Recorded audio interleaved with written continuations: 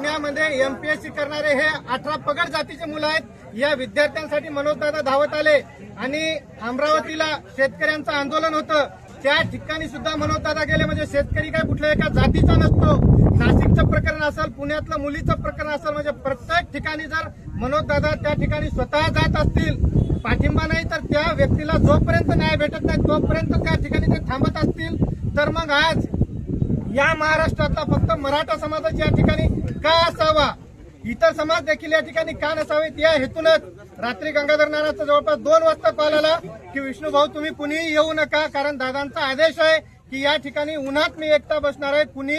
कुठल्याही आमचा समाज असो किंवा कुणी असो या ठिकाणी आपण येऊ नये। तरी देखील मी नानांना सांगितलं, दादांनी 4 शिव्या जरी आम्हाला दिल्या तरी आम्ही त्या ठिकाणी येणार। आणि आतापर्यंत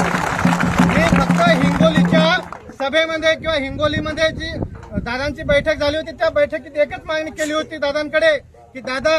ज्यावेळेस आपण विजयाचा गुलाल आनंद उत्सव साजरा कराल त्यावेळेस फेटा बांधण्याचा मान आपण मला द्यावा,